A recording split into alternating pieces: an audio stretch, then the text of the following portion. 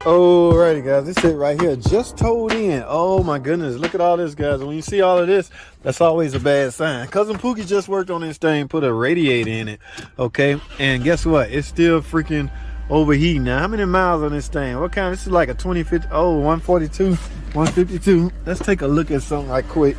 I want to see, did Cousin Pookie in fact do a radiator, okay? Now, yeah guys, looking at that looked like a new radiator, right? Right, okay, but I don't know, I just started it up. Shouldn't have no high pressure. Okay, yeah, full of coolant, my reservoir's full. Guys, we gotta go on a test drive. First thing I need to do is duplicate it to see if it's overheating. All right, if it's not overheating, then there's no problem. Damn, Cousin Pookie didn't put nothing back on. Shame on this guy. All right guys, let's do this. Let's go test drive. This seems like a safe enough car to test drive. Let's get it. Alrighty guys, y'all see where I'm at, man? This is the worst feeling, man. Y'all see that temperature in? Yes, let me pull in here, guys. Let this thing cool off, guys. Oh my goodness, this is the one I'm on a test drive on. That's why test drives are so freaking risky, guys. 152,000 miles Durango. Cousin Pookie just put a radiator on it, right? So I'm out driving it, trying to see if I can duplicate it. Look, he didn't even put the cover back on there. Yeah, it's a brand new radiator, guys. Now, one or two things, guys, because remember, my heat, well, y'all don't remember, but the heat is not as exactly scorching hot like it should be. So one or two things Cousin Pookie didn't do. He didn't properly bleed it, or it just got other problems, okay? Now, one thing you can do, great. That's hot. And grab the bottom. Just doing some temp comparison. They both, that one's a little cooler than this one. However, I had to pull over, guys. Remember, it's all aluminum. If you run this engine, if you run it extremely hot, you can start warping heads. Y'all stay tuned. Alrighty, guys. I've been in the gas station 5-10 minutes. Hopefully this thing done cool down by now, because I cannot drive it. I refuse to drive this thing in an overheated state. Remember what I told y'all. This is a long video, by the way. It's all aluminum engine. Cannot withstand any kind of excessive overheating. Man, you would get symptoms like blown head gaskets, and people actually go in and replace head gaskets. These are multi-layered steel head gaskets.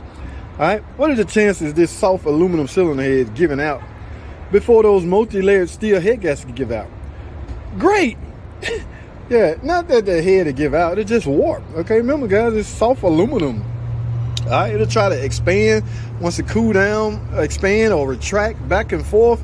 It will never be the same once they overheat. That's why a car, when I get a complaint from a customer and it has once excessively overheated, they done. You get an engine. Okay, you're gonna get an estimate for an engine from me. All right, now, like I say, the only history on this thing is Cousin Pookie. Let me see, matter of fact. Yeah, that look new. That's new, guys. That radiator. We just had the radiator replaced. That's what she said. I said, who did it? Let me guess. How'd you guess? Yes, Cousin Pookie. Well, anyway, guys. Now, if they replaced the radiator because... Now, let me explain it like this. If they replaced the radiator because the radiator was physically leaking, and there was no overheating concern, only thing that was a problem was the radiator was leaking coolant. In other words, the complaint is coolant leak. Okay, yes, because you can have a coolant leak and not have an overheating concern. Let's say the complaint, she took it to Cousin Pookie and told him, I see coolant all over the ground. Ma'am, is it overheating? No, it's not overheating. I just see a lot of coolant. Okay, we found your coolant leak. It's the radiator. She say, do it. All right, he did it. Now she's having overheating problems. So you can look at it from this standpoint. If she have an overheating problem after the radiator was replaced, you can look at it like this. Cousin Pookie did not properly bleed the system. This is a 3/6 Pentastar. What's that thermostat? The bleeder screw is on that thermostat. Guys, these are extremely hard to bleed. I told y'all, I have a bleeder funnel. I use that. Some guys use the vacuum setup. Okay. Either way, whatever way you choose to use this, the goal is to get all the air out of the system. I use my bleeder funnel and the screw.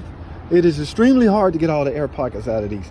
That's what I want to guess Cousin Pookie didn't do. Number one, I don't have no strong heater flow.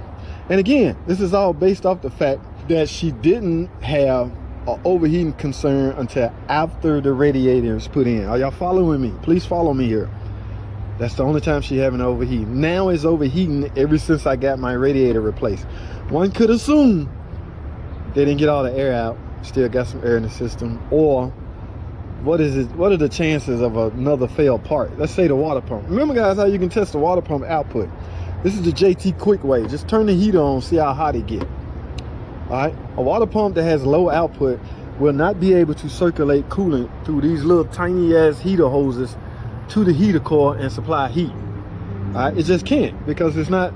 That's what low output means. It doesn't have enough output to circulate coolant throughout the system. That's the job of a freaking water pump. Circulate coolant throughout the system. All right, so if you ever suspect your water pump not doing its job, check it that way. I'm talking too much. Here's what I'm gonna do. Like I say, it's been up to like 10 minutes, 15 minutes now. So what I'm gonna do is try my luck. Where's the reservoir? Look, reservoir way up here. I mean, it still could be some air in the system. Here's what we're gonna do. We gonna give it a shot. I need a straight shot, guys. I need to go straight to the damn. Let me see where my hand at, what my temperature hand at now. All right, ooh, I'm on the half, guys. I gotta go. I gotta give it a shot. And I'm on E, 152,000 miles. All right, let me leave this gas station. Let's get us a shot, guys. Y'all stay tuned. Hold tight. Alrighty, guys. It's your boy. I made it in the shop, guys. Where my hand at? Ooh, not quite on H. Let me hurry up and shut this thing down, guys. Remember what I told y'all about? It's all aluminum cylinder head, all right? So let me shut this thing up and get it in the stall, and we're gonna go through some tests, all right? Y'all will hold tight, man. Don't go anywhere. I'll be right freaking back. Alrighty, guys. Like I say, we're back in the shop. I have let this thing cool down enough. Now, my goal here, make sure there's not a lot of pressure on. There's not a lot of pressure on the hose, which means it's safe to remove this, guys. Never open this up if there's pressure in the system. In fact, wait till the car cools down before you open up anything cooling system related. Here's my goal. Yeah, look, it drunk all of that. All that coolant that was in here. Guys, I'm suspecting this thing is simply was not properly bled. Okay? Too many signs pointing toward that. Alright? Number one, like I say, the heater is not hot like it should be. Meaning there's no coolant flow going through it like it should be, because there's not enough coolant in it because of an air pocket. Remember, air pockets create space, right? Yeah, and that space can take up pressure space that coolant should be in. So here's what I'm gonna do. The same strategy I do on every coolant system repair. I bleed it. All right, everybody bleeding procedure varies and different, guys. The goal is to simply get all the air pockets out. So whatever way you like to do, or whatever way you have put in place, just do it. Okay, that's what I'm thinking happened here. Guy simply did not properly bleed the system. She didn't have this overheating problem until after the radiator was done. All right, so what does that tell you? Right, so let me do this. Let me go get some coolant. Remember, guys, I pull double duty. I use my bleeder funnel as well as the bleeder screw right there. Loosen that. And I want to see, so what I'm gonna do is measure how much go in. If I take almost a gallon or half a gallon in, yeah, it was simple.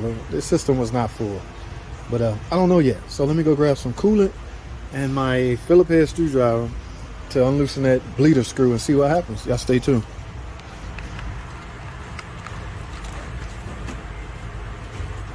Mopar coolant, guys. Only Mopar, no par parts only. Okay, none of that other coolant. See, I thought I was gonna say something else then. Y'all ain't tricking me. All right, before you do that, JT, let's do this.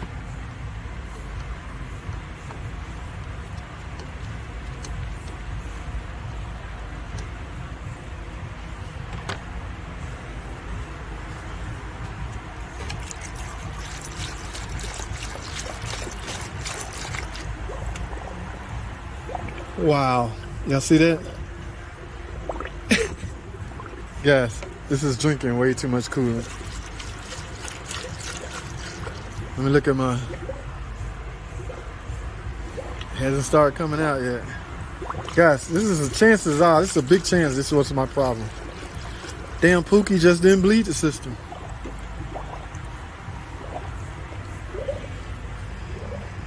Yep, still not pouring out of there, but it's still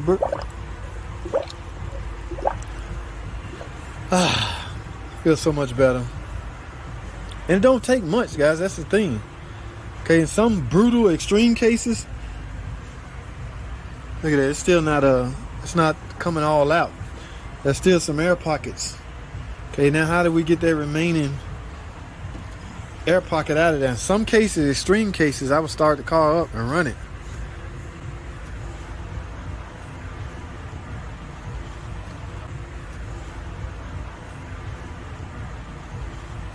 Now I'm gonna run it and see if I can build up some pressure in the engine, or essentially make the coolant system suck, searching for the remaining coolant. Trying to get all the air pocket out. I'm gonna turn the heat on so the coolant can circulate as well. All right, y'all stay tuned, man. I'll be right back. Alrighty, guys. All right, I done ran this car for a good 10 minutes, and I went through what we call a coolant cycle. Coolant cycle is when the fan come on and go off. If the fan come on, that's normal. It have got to the temperature that will require the fan to come on, 230 in some cases.